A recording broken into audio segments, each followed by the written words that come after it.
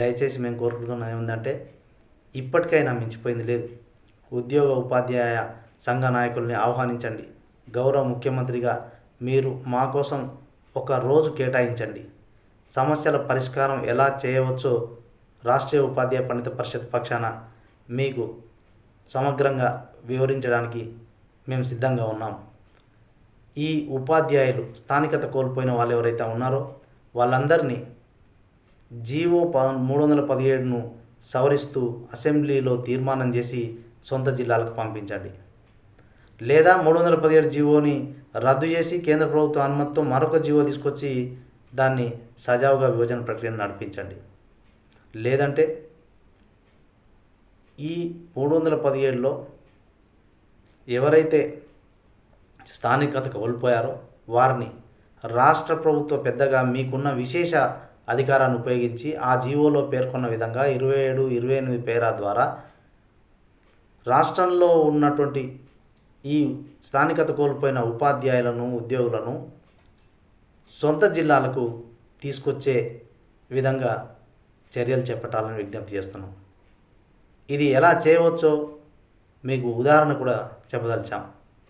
గత రాష్ట్ర ప్రభుత్వం మహబూబ్నగర్ జిల్లాలో PRTU-TS జిల్లా అధ్యక్ష కార్యదర్శులుగా పనిచేసిన రఘురామ్ రెడ్డి, నారాయణ గౌడ్ గారు 317 జీవో అమలు చేయడం వల్ల జూనియర్లు అయినప్పటికీ వారిని నారాయణపేట జిల్లాకు కేటాయించడం జరిగింది. మరి ఈ జీవోలో 317లో పేర్కొన్న 28 పేరా ప్రకారం తిరిగి వాళ్ళని రాష్ట్ర ప్రభుత్వ విశేష అధికారంతో మహబూబ్నగర్ జిల్లాకు తీసుకురావడం జరిగింది. అంతేకాదు మరొక జిల్లా, ఉమ్మడి జిల్లా కాకపోయినా నల్గొండ జిల్లా నుంచి మరొక ఉపాధ్యాయ సంఘ నేతను రంగారెడ్డి జిల్లాకు తీసుకురావడం జరిగింది. అంతేకాకుండా స్పౌస్ గ్రౌండ్లో ఎంతోమంది ఉపాధ్యాయులను ములుగు నుంచి మేడ్చల్కి, ఆసిఫాబాద్ నుంచి రంగారెడ్డికి ఇలా వేరువేరు ప్రాంతాల నుంచి ఎక్కడి నుంచి ఎక్కడైనా బదిలీ చేసి వారికి న్యాయం చేసేటటువంటి విధంగా నిర్ణయం తీసుకోవడం జరిగింది. మరి అదే రీతిలో ఇప్పుడు కూడా మీ విశేష అధికారాన్ని ఉపయోగించి ఈ స్థానికత కోల్పోయిన ఉపాధ్యాయులను సొంత జిల్లాలకు చేర్చాల్సిందిగా విజ్ఞప్తి చేస్తున్నాం. దీనికోసం గతంలో రేషనలైజేషన్ వల్ల మిగిలిపోయినటువంటి పోస్టులు DO పూల్లో ఇప్పటికీ కూడా ఉన్నాయి. అధికారులను కదిలిస్తే మీకు వాటికి సంబంధించిన వివరాలు అందిస్తారు.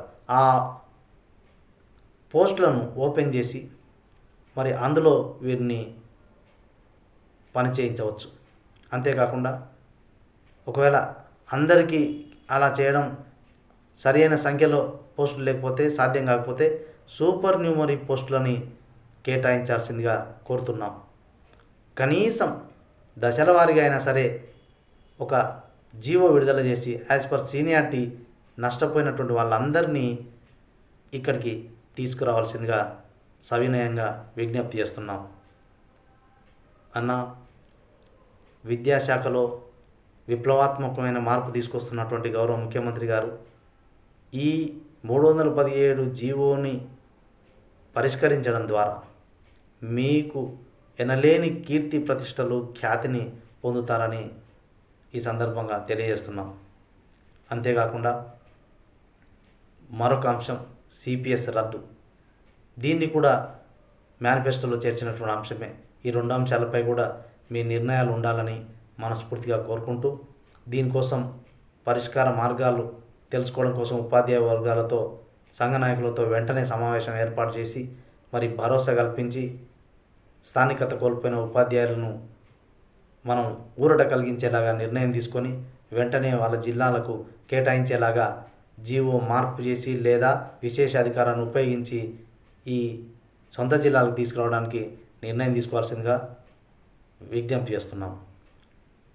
ఈ జీవోలను నిరసిస్తూ ఈనాడు 317 జీవో ద్వారా స్థానికత కోల్పోయిన ఉపాధ్యాయ జేఏసీ నాయకులు తీసుకున్న నిర్ణయాన్ని సమర్థిస్తూ ఆ నిర్ణయం ప్రకారం రేపటి నుంచి చేపట్టబోయే కార్యక్రమాల్లో రాష్ట్రీయ ఉపాధ్యాయ పండిత పరిషత్ శ్రేణులు విశేషంగా పాల్గొని కార్యక్రమాన్ని విజయవంతం చేయాల్సిందిగా పిలుపునిస్తూ 317 స్థానికత కోల్పోయిన జేఏసీ నాయకుల యొక్క పిలుపుకు అండగా నిలుస్తూ ముందుండి నడుస్తామని, స్థానికత కోల్పోయిన జిల్లాల ఉపాధ్యాయులందరినీ సొంత జిల్లాలకు చేరేదాకా రాష్ట్రీయ ఉపాధ్యాయ పండిత పరిషత్తు విశ్రమించబోదని సంఘపక్షాన రాష్ట్ర ప్రధాన కార్యదర్శిగా పనిచేస్తున్న శానమోని నరసింహులు అనబడే నేను మీ అందరికీ హామీ ఇస్తూ పోరాటంలో ముందుండి సమస్య సాధనలో సరైన రీతిలో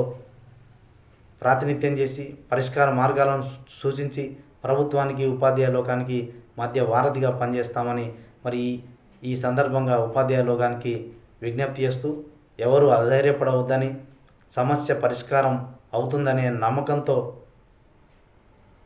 ముందుకు సాగాలని, మరొక అవకాశం ప్రభుత్వానికి ఇచ్చి చూద్దామని ఈ సందర్భంగా పిలుపునిస్తూ మరి సమస్త ఉపాధ్యాయ లోకం అర్థం చేసుకొని ఉద్యమ బాటలో సిద్ధం కావాలని ఈ సందర్భంగా కోరుకుంటూ ముగిస్తున్నాను.